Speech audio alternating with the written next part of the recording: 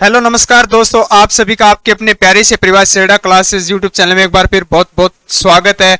आज हम एक नई अपडेट पे चर्चा करेंगे। 3 दिन से जो है केंद्र सरकार को जो प्रस्ताव पेश किया गया था, पहले अग्निवीर योजना जो है आप सबको पता है पिछले साल यानी 2022 में जून माह में इसको क्या है लागू किया गया था।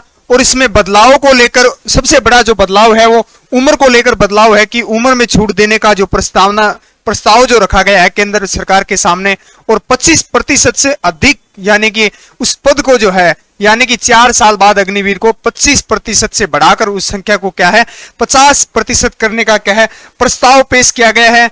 और जो विद्यार्थी अग्निवीर की तैयारी कर रहा है उनको उम्र को लेकर जो है उसमें काफी जिज्ञासा जो है वो उत्पन्न हुई है, देखने को जो है वो मिली है। क्योंकि उम्र में छूट होने के बाद जो 21 वर्ष के बाद 23 वर्ष तक जो है 21 वर्ष में एवरेज हो जाते हैं, उनको क्या है 2 वर्ष की छूट मिलती है।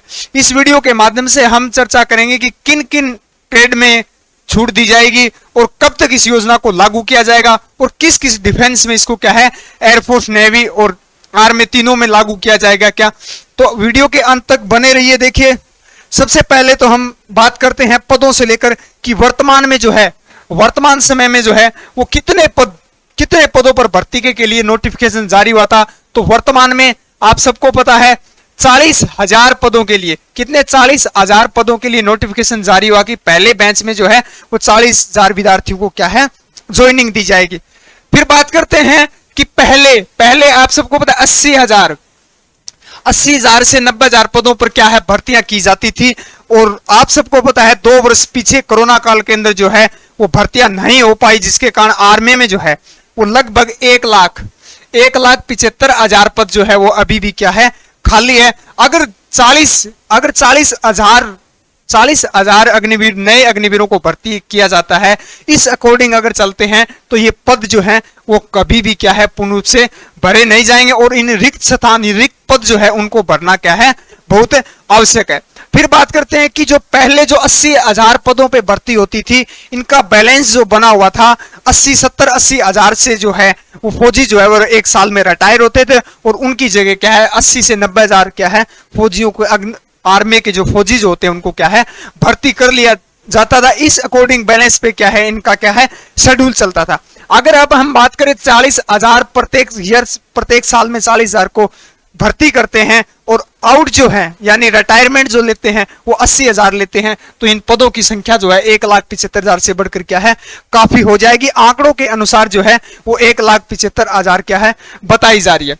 तो फिर देखिए दूसरा स्थायी 25%, 50%। देखिए जून माह में पिछले साल जो है वो केंद्र सरकार ने जो है वो अग्निवीर योजना को लागू किया था और उसमें यह कहा था कि 4 वर्ष बाद यानी कि 4 वर्ष बाद जो है 25% अग्निवीरों को क्या है स्थायी किया जाएगा, बाकी को क्या है रिटायरमेंट कर दिया जाएगा। तो अब जो है वो चर्चा जो चल रही है, जो विज्ञापन जो है वो केंद्र सरकार को जो है वो रक्षा मंत्रालय को जो विज्ञापन जो दिया गया है नोटिफिकेशन, वो ये है कि 50% इनको क्या है किया जाए। तो देखिए 50% जो है वो करने का कारण यही है क्योंकि पदों की जो है रिक्त पद जो है वो क्या है उनकी भरपाई नहीं हो पाएगी। इस कारण क्या है और देख लेना आने वाले समय में ये 100% भी होगा।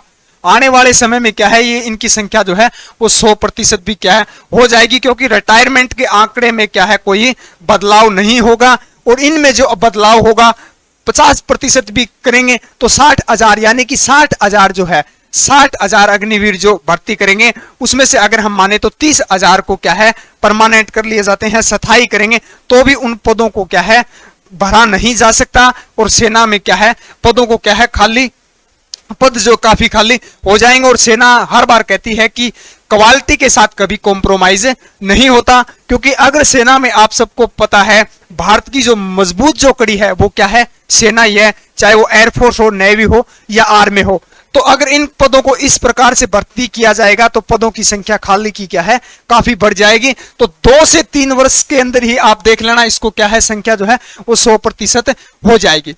फिर बात करते हैं उम्र में छूट की बात। सबसे बड़ी बात यह है कि आर्मी अग्निवीर की जो तैयारी कर रहे हैं उन बच्चों की काफी जिज्ञासा यानी कि उम्मीद बढ़ चुकी है अग्निवीर के प्रति। तो हम बात करेंगे कि किस ट्रेड में जीडी टीडीएन, डब्ल्यूएमपी और क्लर्क। देखिए इन सभी के लिए उम्र एज जो है वो वर्तमान में जो है वो कितनी है, 17.5 से लेकर कितनी है, 21 वर्ष तक इनकी उम्र है। इससे पहले जो थी क्लर्क की 23 वर्ष थी, कितनी थी क्लर्क की 23, और ट्रेडमैन भी की कितनी थी, 23 वर्ष थी, और जीडी की कितनी थी, 21 वर्ष थी। अब बात करते हैं कि बढ़ाई किस में गई है। देखिए टेक्निकल जो है आईआईटी करके या पॉलिटेक्निकल जो आईटीआई की भर्ती देखते हैं, उनके लिए प्रस्ताव रखा गया है। प्रस्ताव केंद्र सरकार के पास क्या है, रक्षा मंत्रालय में क्या है, दिया गया है कि इनकी उम्र जो है, उम्र सीमा जो है वो 17.5 से लेकर क्या है 23 साल की जाए।